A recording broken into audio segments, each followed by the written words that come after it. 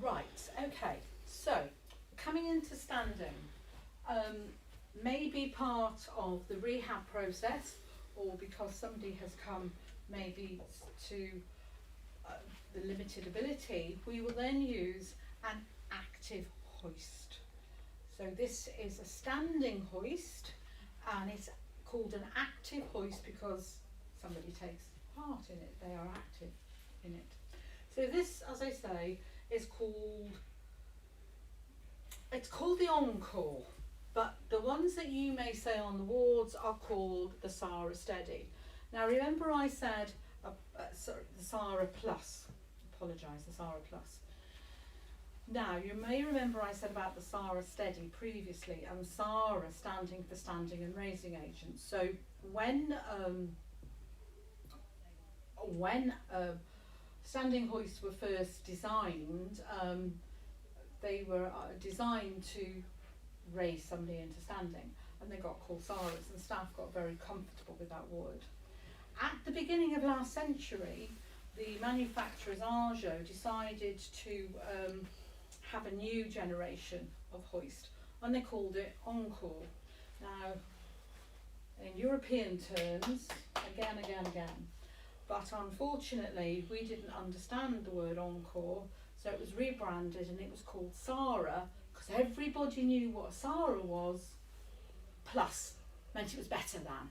Okay, so you might see on the side of these Encore or Sara Plus, they are the same, they're the same equipment, they're the same product.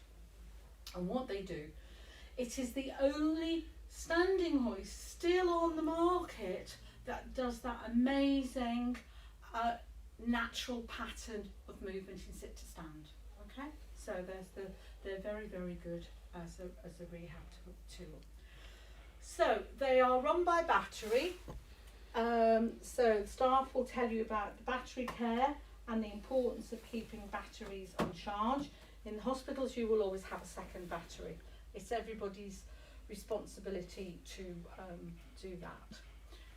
All hoists have what is called an emergency stop button. It's a little red button on the side. So sometimes you will come to a hoist and you will wonder why it's not working, and that's because it's being pushed in.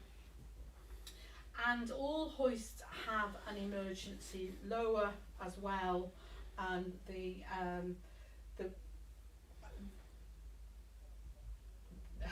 mechanism for the emergency lower is on the other side of this. You'll see that in a minute. So we have a sling that will go around the person. Okay, so we've been a bit preemptive. We pushed it up to Alice. We just need to move it away while we put the sling away. Remembering all the time when you're moving people not to jerk, not to do that jerking movement. There are material slings, and there are also disposable slings. Disposable has a do not wash. If that washes, then a big red round circle appears. So we're going to put this in the midriff. Are you okay then? Yeah. So this is going to come around your tummy. Can you pass me that side? Okay, now I'm doing this on my own. In the hospitals, is that okay? Yeah. In the hospitals, with the type of clients that are in the community hospitals, this is a two-person operation. This piece of equipment is not instead of a second person. It's because of my client's clinical need. Okay? Now, I have to adapt this. Now, here we have a sail lock, which is a piece of rope which is load tested to 190 kilograms.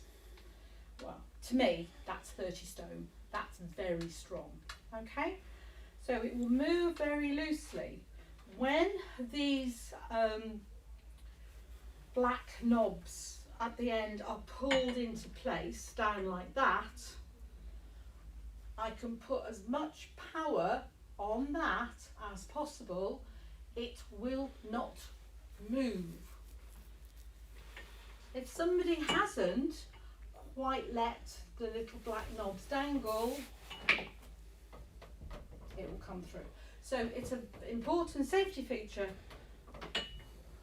that they go like that. But I need it loose at the moment to actually attach it. And if you've ever played that game like the bucket and ball game, this is what's happening. So this has got to go in here like that, okay?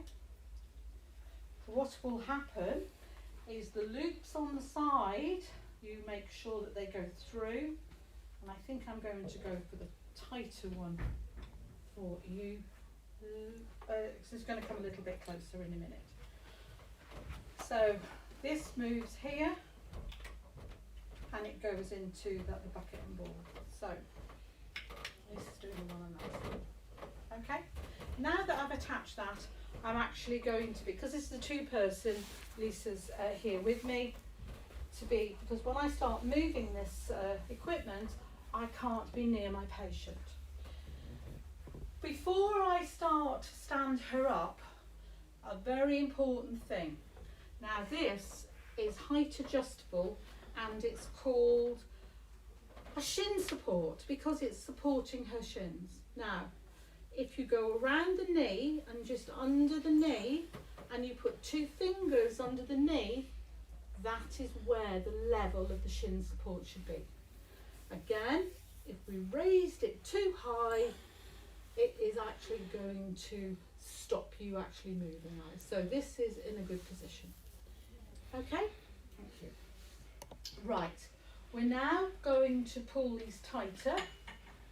Okay, can you feel that a little bit tense? Yeah, okay. I don't want it too loose, otherwise your bottom is going to fall down. And that is going to go down, and because there's 2 of us here, we're checking that these are hanging down. Okay, double check on this side as well. Okay. Because this is a piece of equipment used for vulnerable people, that's why your second nurse is there, being as close as she needs to be at this time. Okay, I could be close as well, because I've got this. Right, so we put the sling on, and that is comfortable, and we've got the battery that is working. So we're stood here just helping and supporting her, because before we actually go any further, we have to think about, do we have brakes on or brakes off? Now, with my hoist assessors, Priya's done this course, I get them to try with the brakes on and with the brakes off. And a lot of it is going to be on how the patient feels about it. Now, if the brakes are on, then you've got that security that you've got that. But with this, because they're actually attached to the sling, what happens with any sit to stand is that the knees actually come forward. If we leave the brakes off, it allows for that very natural movement on when you're coming into that sit to stand, because this is an active hoist, not a passive hoist. It will be decided between the therapist and the client whether the brakes are on or the brakes are off.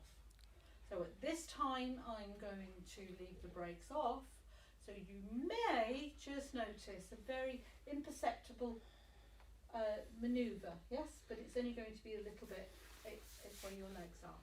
Okay, so I'm going to stand by the side of you, ready to support if we need to. Usually, yes, I would be a lot closer to my client, but in these times we only get as close as we need to. Okay, I'm just going to be going up, Alice. Okay. So, not much movement, even though the brakes were off. Okay, so it's not going to be something. Are you okay? Yes. Okay. So her feet are flat on the board, on the foot plate, and she's now into standing. Okay, and she's nicely attached.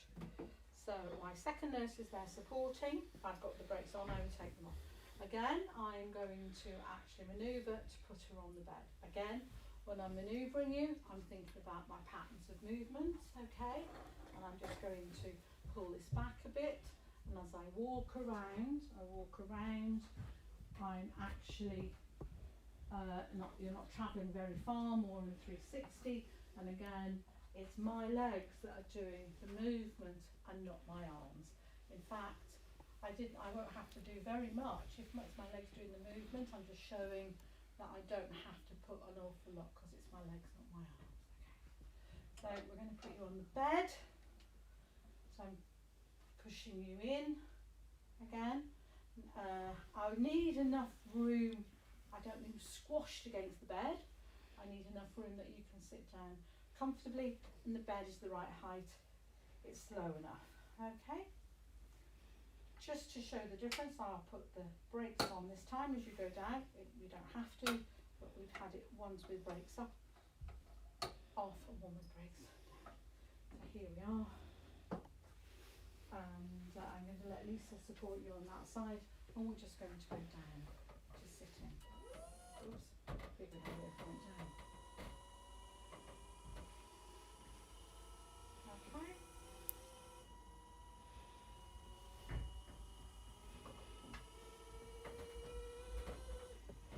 And there we are. Okay, thank you very much. So we undo the straps. You take this out. She says she can.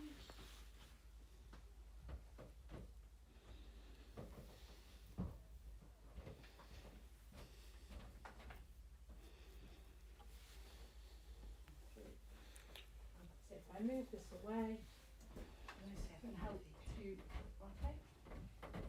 Right. If you take your hands off, I'm just going to pull this away now. Once I take the brakes off, that just shows that we're working. Okay.